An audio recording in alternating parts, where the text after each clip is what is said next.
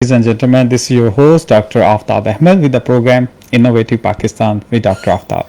And today we are going to discuss a very important topic, and everybody talks about AI. And so, our topics for today's discussion is AI in Pakistan and what role AI can play in promotion of all the other fields of science and technology and all the other areas as well. So we are really thankful and delighted that our today's guest is Professor Dr. Yasar Ayaz. He is a very well-known and well-reputed scientist of Pakistan with so many distinctions and so many prizes. And like if I talk about his detail, then I think it will take the whole hour of discussion that the achievement he has made. But briefly, he is a professor of AI and robotics, and he is serving as chairman of National Center for Artificial Intelligence. So he's the right person to actually talk about AI and what role AI is playing in Pakistan. So we are very much thankful to Professor Dr. Yasar Ayaz for joining us today in studio and sparing time.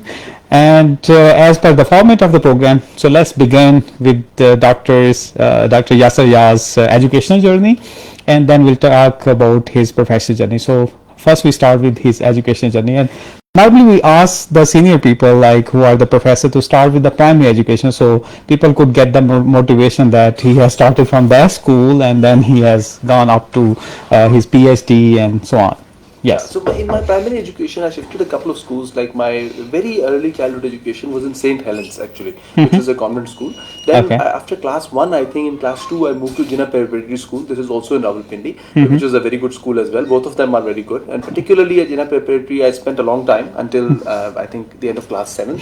Right. In class 8th, I moved to Siddiq Public School. And Siddiq Public School in Rawalpindi, I stayed until, of course, the end of metric. And after that, I moved to Cadet College Hassanabad for my first year and second year, and then eventually to NUST. So all of these were like, I think that every school has added their own little bit, which has really benefited me in my career. Right. And particularly my understanding of, because once you understand the lingo, once you understand the language appropriately, then you are able to really, read about science or something very easily. So I think that primary education has a very strong role in cultivating your education and cultivating your basics in science, the reasoning in science. That also I attribute to my school education, actually. Wow. And I don't mention it much, but the first time that I ever actually tried to write a research paper, when I wrote a research paper and sent for actual review, I was in 9th grade in Siddiq Public. So this is a new news for us that a 9th grader can also write a research article. Yeah, and I that's interesting. Success to actually one of my physics teachers, who was my teacher in Siddiq Public, and he was I think very different from the normal teachers that we've encountered, and he taught us how to think in science. Wow. And I think that he has a big role in the kind of the way of thinking that I developed. Also, from my early childhood education, I was a little out of the box. Like, for example, I started programming when I was in Jinnah Preparatory School. At that time, there wasn't a computer lab at school, but I used to watch my elder brother, who was in Cadet College Hassanabad, in the computer club. So I used to watch him do programming, and so I was inspired, and I started working with QBasic at that time. I got a couple of books, and then my father bought a really nice book of QBasic for me, and I used to work on a 286 and try to make some programs on my own. So half of the day I used to play games, and half of the day I used to do programming when I got a chance to have my hands on the computer.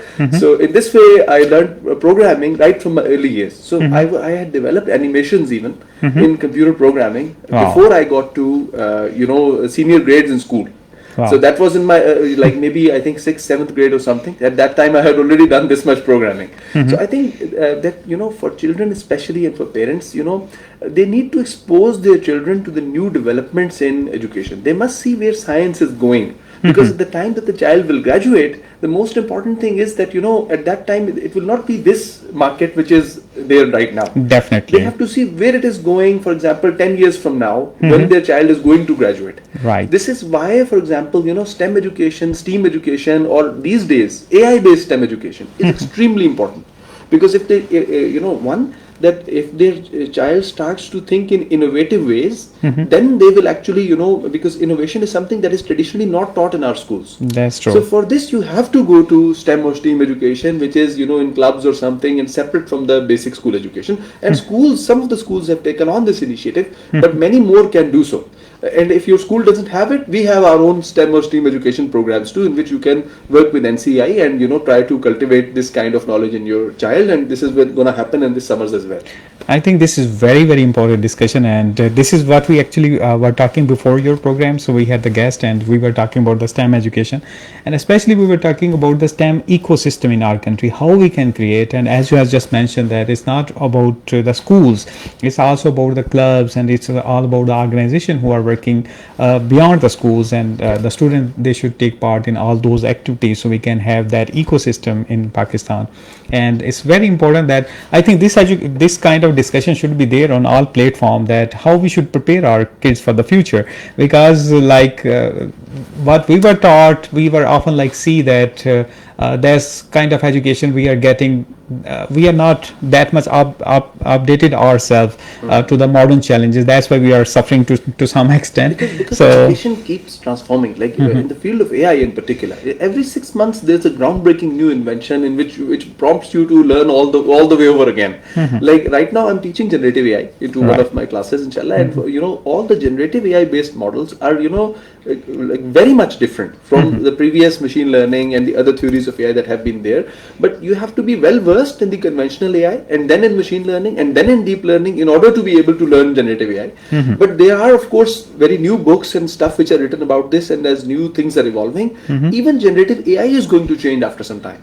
Because the large language models that we see today, ChatGPT, etc., they are here right now. Right. They will stay, they will linger, but generative AI, generative AI is much bigger than the large language models only. Large language models are a tool for machines to understand what's written in our language. So, for example, if we want to treat them or teach them about the behavior or any specific things, let's say about a plant, right? So we can give them a book of botany or other information, research articles and stuff. The machine can read. They can assimilate data, we convert it into tokens and assimilate that into its own models, and then we can talk to the machine and retrieve that information in a more human-like way. Wow. For example, it's more convenient for people to listen to this podcast because we are discussing, we are talking, and this is the natural way of human communication. That's true. Compared to, let's say, going on Google and clicking about it, and maybe all the things that we'll talk about here are also there on Google. But for people, it is more convenient to listen to the discussion. In the same way, large language models are just a more convenient way to access information. Right. They're not giving you any information which was not there on the internet already, which was not there in books already. And but this is a medium which helps machine understand that language. In the future, generative AI, the way that machines can now talk general about any kind of subject that we talk to the machine about, they will be able to comprehend any kind of information. For example, if there's an agriculture oriented generative AI engine, it will be able to understand various conditions for the plant, what dangers it might have, what kind of new diseases could there be, what kind of for example fertilizer to use, etc. So all that information assimilated into it, it will be more easy reference for the people to just talk to and clarify their own confusions, maybe ask a couple of questions and then refine their searches, for instance, and then use that knowledge for improvement in agriculture. And with time, this could even be that machines will be driven by generative AI as well. Even their actions and the all the control parameters, etc., will be in the generative format too, and they will be fed inside the machines. So the whole operative mechanism of the machines, which will be the large world models or the large action models, it won't be just communication in language that they convey information to somebody. Right. It will be the whole action which will be done by the machine. This will be done through generative models with AI in practical field around our homes, around our offices, and in the field. So this is why for the children of today, it's the most important thing. The field of AI is right now the most important, and it's already surpassing all the previous estimates which people already made. New estimates are out. This year we've seen new numbers. You might have seen, Forbes had a very famous article, AI wars, will China defeat the US? So in this, there was a prediction that AI will contribute about 15.9 trillion US dollars by the year 2030 to the global GDP. Wow. We were already saying that this is a low number. Actually, $15.4 trillion or $15.9 trillion is not, what we anticipated. The estimates are already surpassing that, and the new number is 19.9 trillion US dollars Wow. for GDP contribution by the year 2030. And even this number is low, I'm telling you. it will go even higher than this. Similarly, the jobs that are being recreated. So AI, according to McKinsey, AI is creating about 133 million new jobs, whereas 400 million jobs are going out. Which means that the people who are equipped with AI will have a better chance of landing a job and to survive in the evolving global market. Right. Once they know AI. If they don't know AI, then they have a less chance to land a good job. Also, I think that the number of jobs which will be actually, new jobs which will be introduced by AI will be more than 400 million. They will not be 133. McKinsey is estimating that right now, but I think there will be more than 400 million because whenever you invent a new technology, it always results in new kinds of job which people cannot imagine right now. There was a similar discourse when, for example, human beings were riding horses and carts, and they moved to cars. And people thought, everybody related to a horse, everybody who's making a horseshoe, everybody's making food for the horses, fodder, etc. Everybody who's making the rain, so there is leather industry, everything associated to it. Where will they all go? They will go jobless. But we saw that with the advent of cars, new technologies emerged. Right. Horses don't need denting and painting. But cars do, right? Yes. So similarly for engines, for carburetors, then for EFI, for MPI, for every particular specializations that humans kept inventing, there were new specialists coming in. Right. So for AI, we already need speciality in mechanical engineering, for example, in cooling systems, for example, in dielectric fluids, right? The electronics as we know it is evolving. The chip design as we know is evolving. Right. So every industry will transform around AI and take a new shape, which will evolve a completely new ecosystem, and this is the new science as we know it. That's very interesting, and thank you very much for elaborating it in a very interesting way.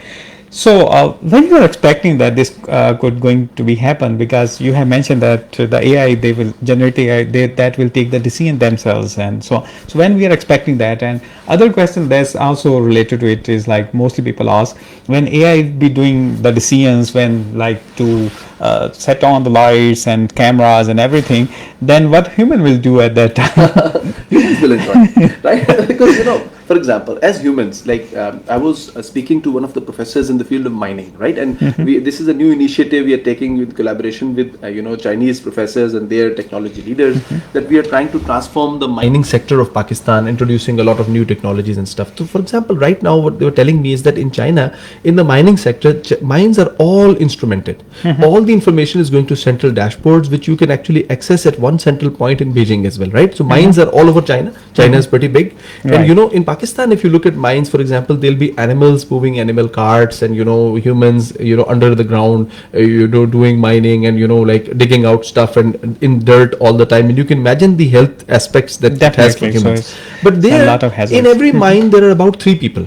From what they were telling, and these 3 people are sitting on one side in a corner and in an office monitoring stuff, and if there is something that goes wrong, then they go in with appropriate gear. Right. But other than that, it's robots and machines and autonomous systems that are working, right?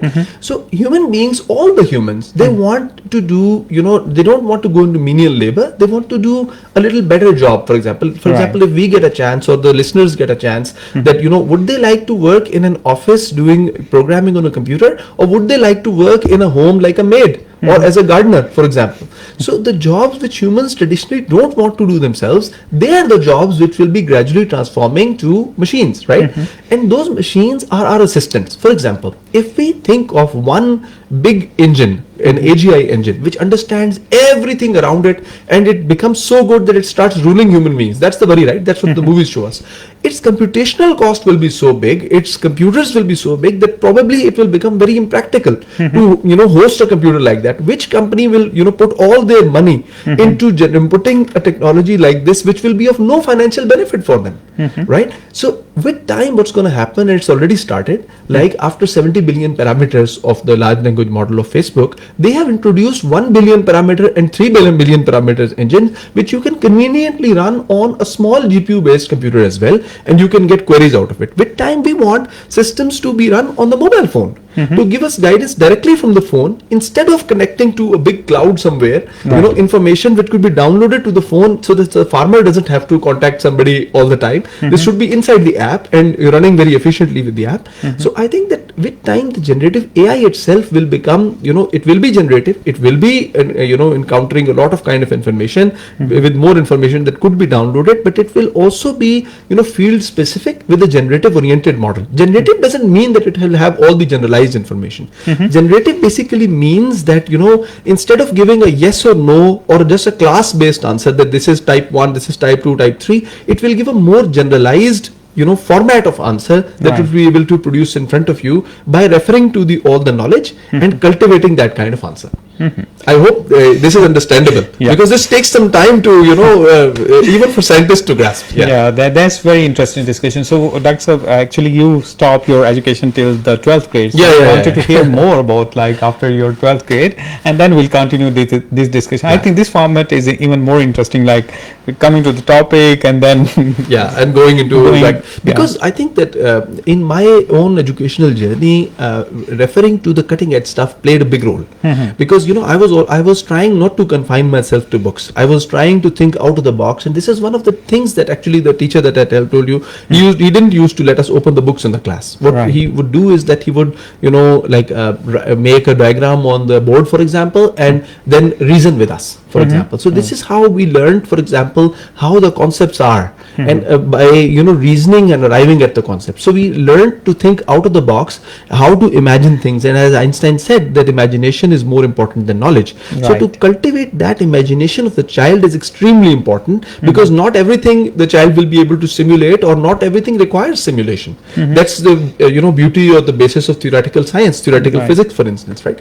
Then eventually, when I made it to calculus and Abdal, another big aspect was added, and that is that the multidimensionality, for example, the kind of all the sports and everything that goes on, then working in a very disciplined environment or something. This had a very good impact on me, and all these students who have their strengths in different areas, and they are the elitist students, the best students from respective areas, to compete against them, and then to cultivate your own knowledge and your skill and everything, and then you have a whole new potential. And I think that it doesn't have to be just cadet colleges. Many schools have started on this, and schools must make an attempt that they have to expose students to sports as well, right? So this actually opens up the student's mind to it's actually neurologically proven fact that if you are trying to engage in different kinds of activities, it helps your mind, your neurons to trigger in new ways. Definitely. Right? And this is something that helps the child, grow in terms of the kind of thinking ability they have. Eventually, I made it to NUST for, a bachelor's, and my bachelor's degree was in mechatronics engineering. That also, contributed in two ways. Number one, it is actually, after architecture, I think, the most practical engineering degree that we have on the page right now. Actually, I didn't look at the very recent numbers, but traditionally, this, degree has the maximum number of labs compared to any other degree of engineering that is there on the market, right? So it's a very practical engineering degree with exposure to electronics, with exposure to mechanical. Now, some people say that, this is jack of all trades, but a master of none. But the question is that who defined these trades? When Allah made knowledge, Allah made one ocean, which is all knowledge. We are the ones who drew, boundaries in it, that this is electrical engineering, this is agriculture, this is arts, this is, something else. While the fact is that just like water in the ocean, knowledge moves from one place to another very easily. You just enter into AI, for example, after some time you will emerge from agriculture. You start from agriculture, maybe you will emerge in chemistry, right? So, or biology. Everything is linked, Exactly. So this is why the important thing to teach, for example, in engineering or in bachelor's, in my opinion, is, to be able to reason without putting boundaries on your thinking. And I think this is a big contribution which the field of mechatronics does. I must mention the person who introduced the field of mechatronics in Pakistan, Brigadier Dr. Akhtar Nawaz Malik. May Allah bless him with Jannah. He's already passed away. But he was a very major innovator. I think that a lot of his contributions have not been recognized as much as they should have Right. at the national level, because he introduced a whole new field which actually harnessed a lot of innovation. And majority of the robotics or AI oriented scientists that you find in Pakistan, many of them have somehow in direct or indirect ways benefited from the ecosystem which he introduced, which is, I think, a big contribution. It started from NUST, from mechatronics, and I think this is special point about NUST as well.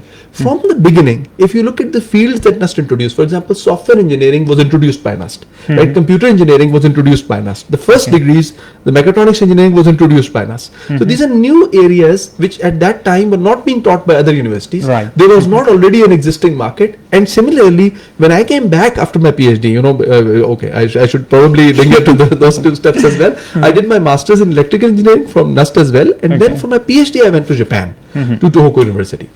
And Tohoku, in Times Higher Education, it's the top university in Japan right now as well. I'm still associated with Tohoku as a specially appointed professor, and it's a very research oriented with a sound theoretical base, the university over there. And Tohoku, in Japan, the environment is very practical oriented. If you make any contributions just in theory, it's not as easy to get it accepted in the Japanese market. You must do practical work, and it must be proven in the field with some hardware, at least a prototype, with which they actually accept it. This actually helped me, gain another edge, that I develop confidence to apply my knowledge into practical things, and really work with. And also, teamwork is a very special trait of East Asia, particularly, and also of Japan. So this is another activity that I picked up from another trait that I picked up from there. And of course, I carried on with my multidimensionality over there as well, and I was having a lot of activities. I was learning Japanese martial arts. I was participating in stage activities and stuff. So I really enjoyed my time in Japan, and dwelled into Japanese culture and their language and stuff like that as well. So why was like your preference to go to the Japan? Like people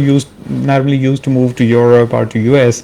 So what was your preference? A lot of people advise me that maybe the language is very difficult, so I should prefer some English speaking country or something like that.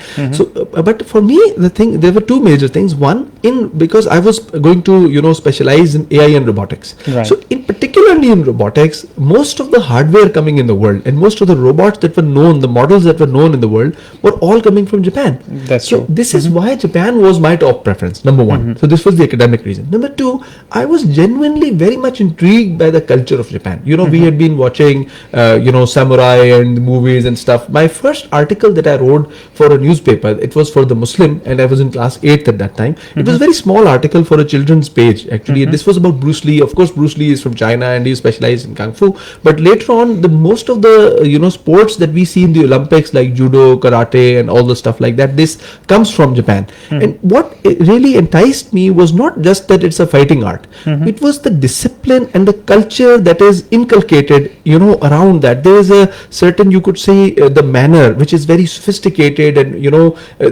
which is associated with it, which you see that there is a whole culture behind it. And I used to watch movies and stuff related to it. So I was very much inspired by both the technical progress as well as the culture in Japan. And then later on I learned that how this culture, even though a lot westernized, is still Asian. Right? And that's true. Yeah. Yes, I also spent, as I mentioned last time, that my postdoc is also from Japan. So, fantastic. Yeah. So I know that I like culture, and especially as you have mentioned, this is also I felt in Japan, that in Japan they have a focus to produce the things and then know the theory. So in normally the Western model is very much different. They work on the theory and then they go towards the practical side.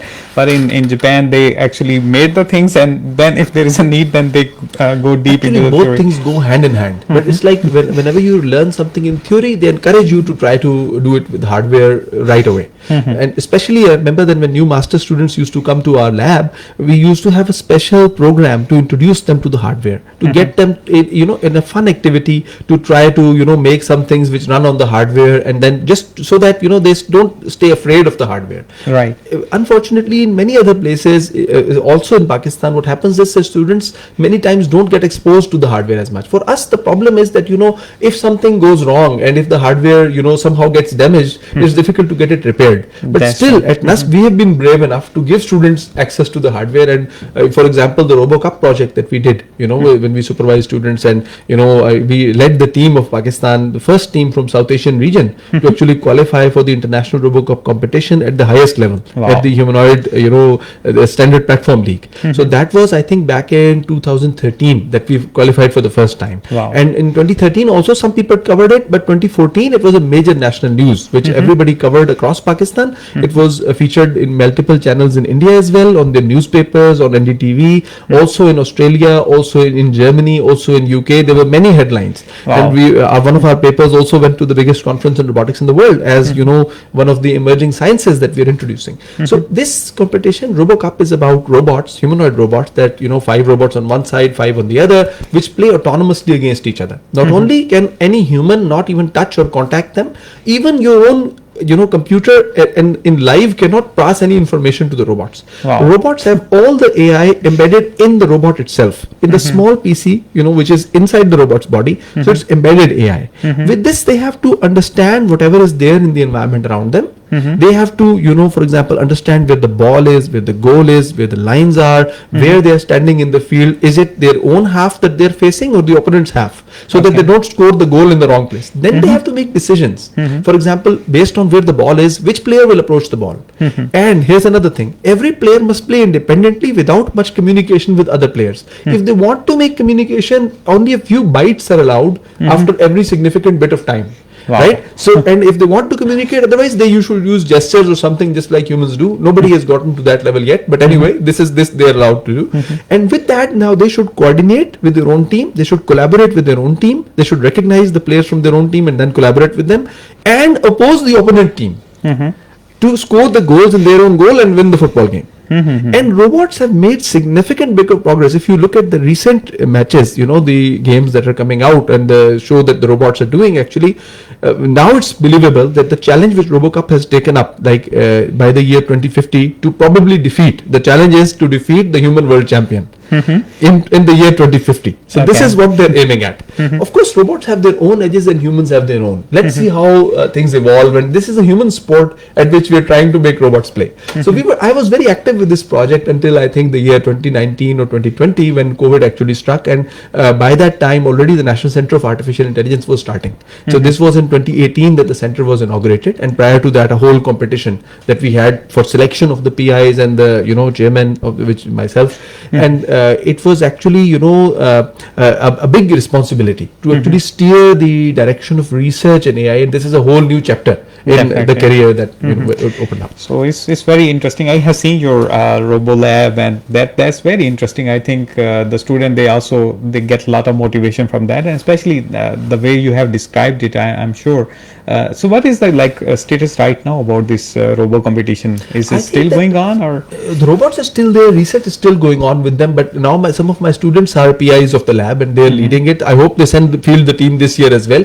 I think our students still are very capable. If we field the team, we would still qualify. Okay. But after COVID, I think they never sent another entry for the competition. If they send an entry, our team has competed in Germany, in some other places also earlier. And I still am connected with the whole network, and I get invitations from Singapore and others as well to participate in that event. We can still do it, of course. In Pakistan, the culture is that we want research to be very applied, and it should go into the field to directly benefit the economy. So ever since we got these targets with the National Center of Artificial Intelligence, our focus has been to apply research in the field so that it can benefit people. Also, one more thing which is different in the National Center compared to others is that we are not running on the recurring budget of the government like many other organizations in Pakistan. We generate our own funds to pay the salaries of our own staff by ourselves, right? Some of the labs have already succeeded in generating a lot of funds. Some of the labs are getting there, but this is the direction in which we are working.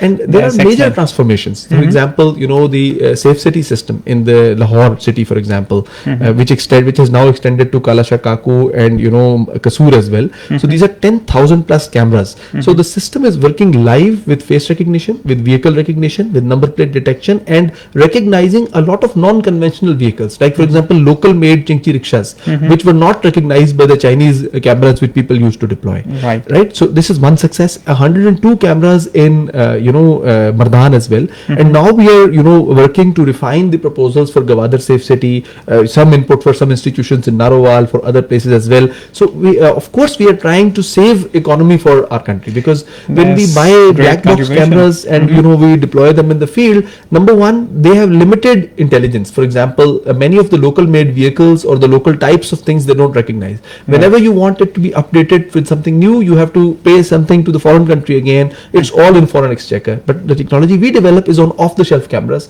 So it saves nearly 3 billion per city. Wow. When you, for example, deploy our system. Amazing. That's really wonderful. So we were in the journey, we were in Japan for your PhD, and then you stayed there, or you came back to Pakistan? I came back to Pakistan after my PhD. Actually, I had intended to come back to Pakistan from the beginning. I used to say this to my seniors, to others as well. I used to talk to them that they should come back to Pakistan too, because when you make your own house, no matter how small or no matter how poor your house is, it is your own house. And it is your responsibility to build it. If you don't build it, nobody will come from outside to build your house.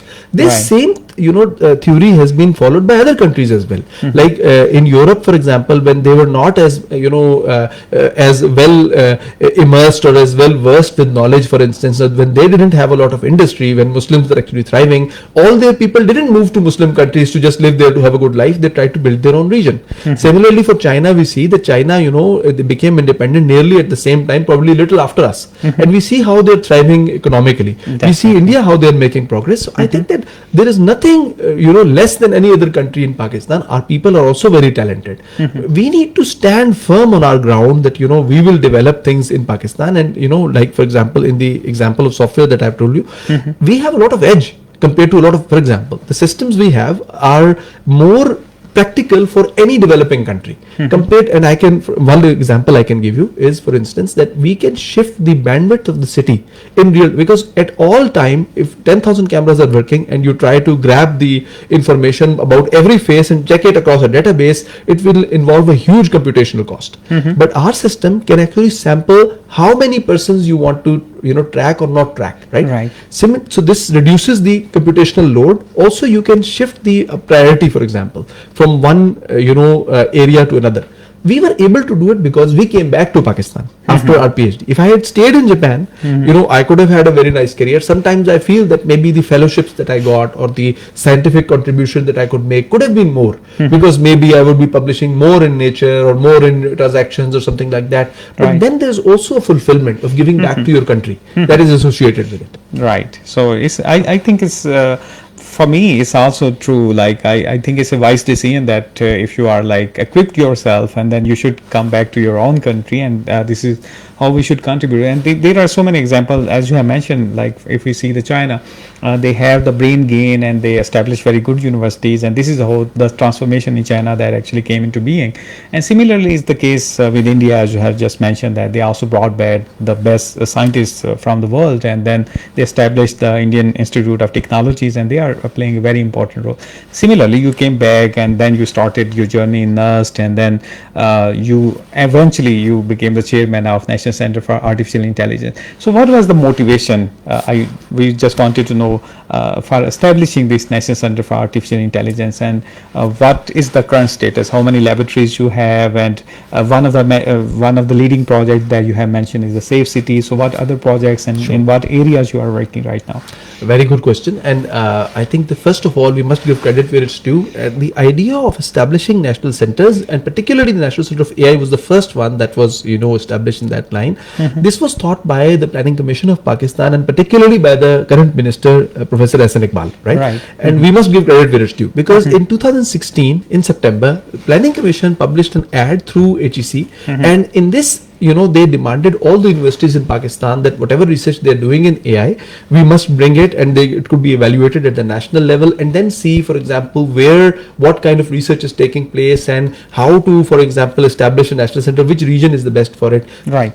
In the process of evaluation, it was decided that, because there are different labs doing excellent work in AI in different places, so why not give the center a distributed look rather than basing all of it in one place? I think it's a very good decision. That's true. And and Yeah. it gives a national, you could say focus and a national outreach for the center as well. And the labs were, 9 people were picked out at that time, all scientists leading their own labs. So I was one of the 9 leading the intelligent robotics lab at that Right. time for NUST side at that time. Then there is the deep learning lab at NUST. There is medical imaging and diagnostics lab at ComSats. There is the intelligent system design lab and intelligent information processing lab working on climate and disaster management and mining area. These are located in Peshawar. Then there is the agent based computational modeling lab, which is located in Punjab University in Lahore. There is intelligent criminology lab in Lahore. In Wow. Karachi there is smart city lab. There is there's neurology focused lab as well. Neuromorphic computing is one of their area as well. So this Okay. is actually the 9 labs, and their 9 PIs were picked out. And then in the second stage of evaluation, there was another whole evaluation to select which one person should lead the whole center. Right. So this big responsibility landed on my shoulders to lead the entire ecosystem and drive things. And in the beginning, I used to think that there isn't a formal reporting channel, or there isn't, how will I get the PIs to work with me when they are under different management, under different universities. But eventually, what I found is that if the people are good, if the scientists are good, and their motivation, if you just give them hope and with the right motivation, which they already have actually, a little bit of right tweaking in the right direction, they work very well, and good results come out of it. So I gave a lot of credit of the success of the center to the scientists that are working in the respective labs, and whatever little bit I could do, I kept trying by myself. One thing I made sure is that I took this responsibility very seriously. I am probably one of the main chairman and the lead person of the center who sits with the center throughout. I spend my day with the center. Also, whatever I can do, even over the weekend or even during the night, we work with it at a very personal level, at a very passionate level, like anybody would in a private company or in a startup. So I used to say this in the beginning that whatever target we set for the center, no matter how impossible it sounds in the beginning, with the capable people, if we set our mind really to it, we can achieve it. And that's the same case for Pakistan. If for example the problem is that we underestimate Pakistan and we underestimate ourselves. And I think that you are making a big contribution through this media by showcasing the good contributions of Pakistanis and the good work that has been done in Pakistan. I think that the entire media needs to follow suit. They need to give a positive view of Pakistan to people as well. If there are any problems, there should be a problem solving approach in the article that you write, or in any newspaper or any television report. It should not be just bashing and this thing is wrong in Pakistan and that thing is wrong in Pakistan. And I think that this kind of programs which bring out the contribution, what good is being done, this will attract other strong Pakistanis to come back to Pakistan as well. Definitely. And the probability theory and the natural distribution suggests that good brains are born in every country with a equal proportion. They must be born in equal proportion. There is nothing wrong with us genetically. So what's the reason why other countries could progress and we could not? We certainly can, right? So wherever good progress is taking place, we must give the credit is due. Also, on the model of the National Center of AI, the National Center for Robotics, the National Center for Cybersecurity, National Center for Big Data and Cloud Computing, there are all supporting fields and somehow connect with AI as well. They were also established. Recently, there's a Center for New Manufacturing, Center for Quantum Computing, Center for Nanotechnology. And the reason why all of these centers are now being based on the same model as the National Center of AI is the success that the National Center of AI has brought. Wow. You asked about some of the other products that we have. Safe City is, of course, one product, right? Which has already been proven. This is at TRL level 9. If people don't understand TRL, technology readiness level was initially introduced by NASA, right? For systems that they wanted to take to space, right? And this is that the technology readiness level 1, 2 and 3 are related to new innovation and it's prototyping and testing in the lab. Whereas 7, 8 and 9 are related to rigorous testing across a variety of situations, their reliability while working in the field, so that they become really strong industrial systems and with deployments in the industry and proven deployment, right? So, and in the middle, the 4, 5 and 6 is actually the death valley, where ideas go to vanish or go into the ground. So our systems, some of the systems, particularly like the Safe City system, has crossed the death valley, going all the way up to the technology readiness level 9 and working at the industrial scale. Similarly, we have another system which we have designed for the judiciary of Pakistan. So you know that around every year, around 2.5 million cases are just left back. and That's true. no decision is done about that. And if you look at a lot of past years, a lot of interventions have been made by the Law and Justice Commission of Pakistan, the judges and everybody, they are doing their best, but still we are left with a similar number of cases almost every year. So how to overcome that? We see how other countries have overcome that. Right now people are introducing AI for the system, that looking at all the previous knowledge of all the previous cases, looking at what is written in the books about law, and also looking at the previous cases, what kind of outcome has come from the previous cases. Right. You could make decisions, and you could suggest, AI could sift through that, and using generative AI based models, it could suggest what decision is the right decision, so that the judge is not bound to follow it, but this is a guideline that they can have before starting the case, just inputting the data, so that they can see that all these cases are the reference ones. It saves a lot of energy, and it gives them a direction that, okay, they can think in this direction, and maybe the final decision will be different from this, because they'll discover more information while the case goes on, but it puts them on the right track and makes their performance or efficiency faster. So we made a practical system with its own GUI, and 11,000 cases we have digitized. Wow. Out of the 70 million in total. So some 11,000 have been digitized, which are pertaining to rent and property, and all these have gone to one digitally linked database, which is usable with AI. And we already have a running API system, which we have showcased and even handed over to the Supreme Court of Pakistan for testing and trying, so that then it can be replicated into all the particular courts to increase their efficiency. So this system, for example, you can come and you can write in your own language, for example, about I have this issue or something, and it will give you the expected decision, all the discussion related to it, all the related cases, and you can refer to it. It has a lot of other features like case summarizations and stuff. Wow. Other than judiciary, for example, we have systems working towards the media, for example. So we have our own app called medium.ai, and this app, what it does is that it can listen to multiple television channels or multiple any video sources. Whatever is being said is documented, whatever is being written, for example, whatever is flashing on the screen is documented. If we want to do semantic analysis about, for example, trend of changing news, for example, or if any channel, for example, gives their ad on the television and wants to check when it started, when it finished, did it showcase on the TV for the right amount of time, people can use this for that, right? So this another app is there. These apps, with the time that we introduced and even now, they are the most cutting edge. If you look at around the world, who actually is introducing apps, and are they of the same caliber or higher caliber even in the US? So our systems that we are designing in some cases are more capable than the systems which are being introduced in the US and in China and other places.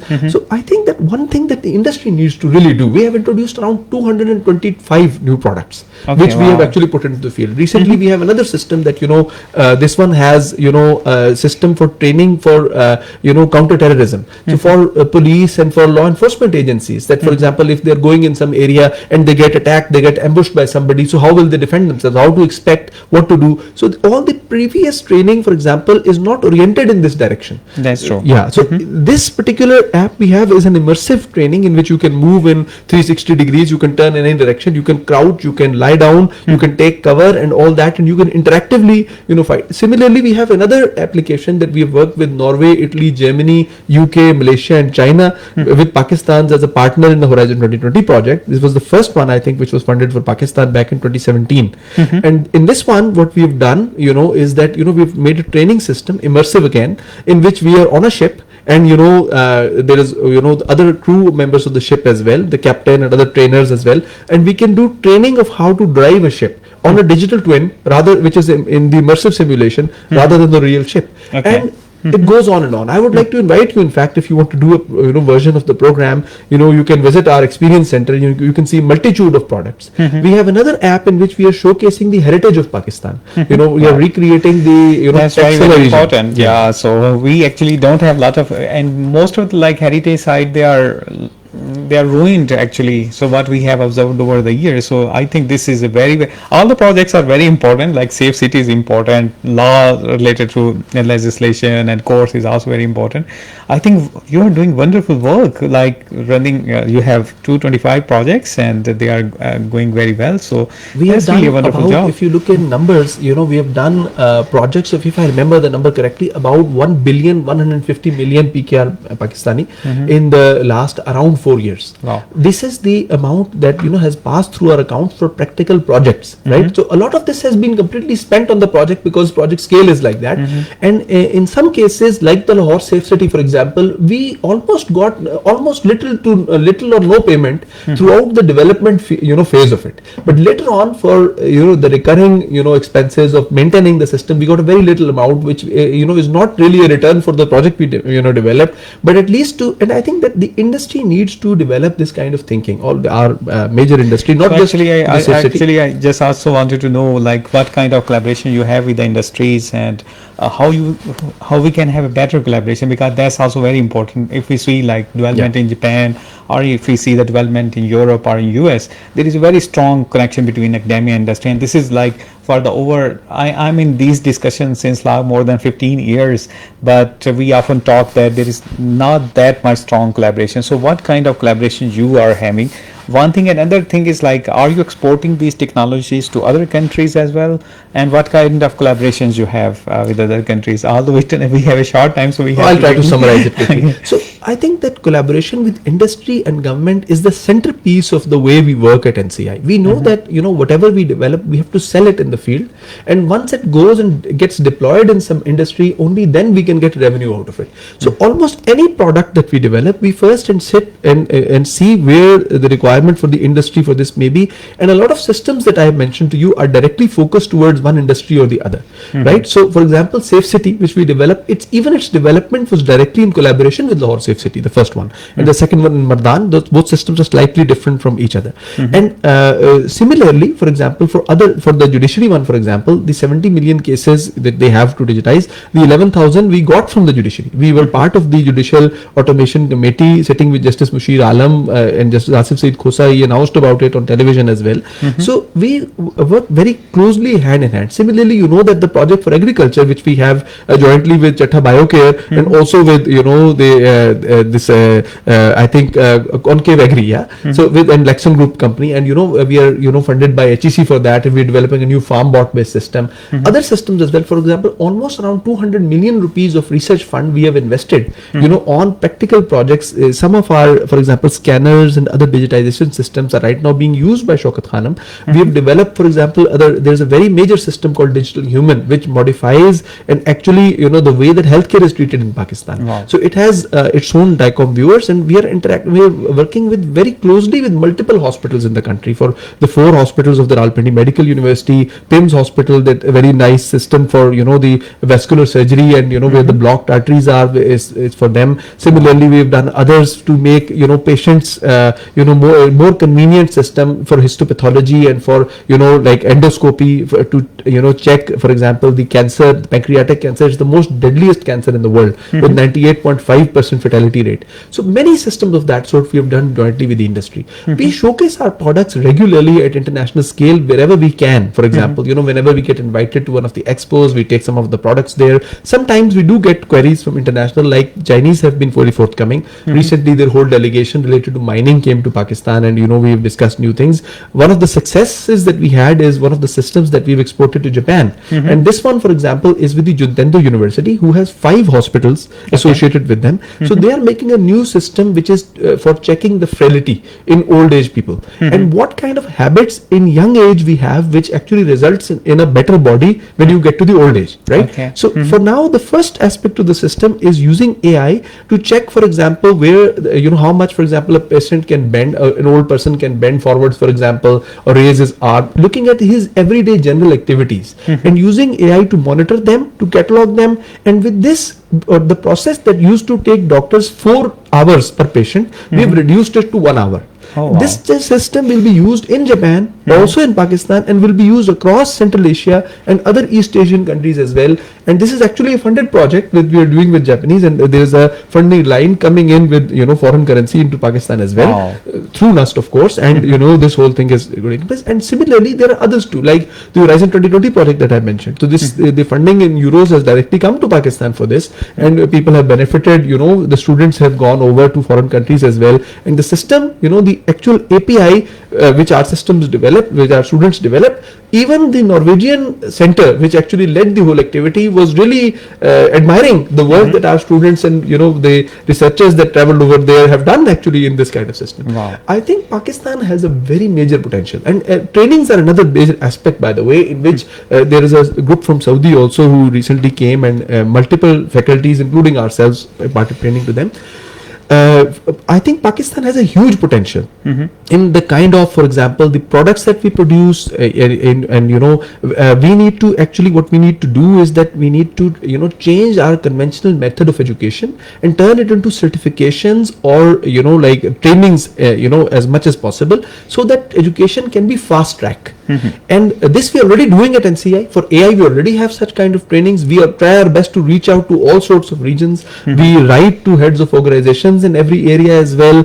And it would be injustice not to mention the National AI Task Force, which is the recent initiative of the Planning Commission of Pakistan, again under the chairmanship of Mr. Ehsan Iqbal, Professor Ehsan Iqbal, and with ourselves, the National Center, doing our activity to actually publicize it and get to sit with all the organizations. We are actually going around right now to all the organizations, to the various ministries, private organizations as well, trying to talk to them about what AI work we have done, and how we can mutually work to develop products for them to deploy it in the field. And I would like to invite, through your program as well and through your links as well, I would like to invite all the industry and the government organizations, if they want to do any work in AI, just have a session with us. And our purpose is not to overcharge them or anything. As a national body, our duty is to try to make the efficiency of the country grow. And with whatever little finances we can do, we will definitely try to enable them, and this includes enabling them in HR if they want to develop the programming or something of AI in-house, like we've done for the federal board. By the way, for federal board as well, I think it's better if they should introduce it, but I'm part of the steering committee,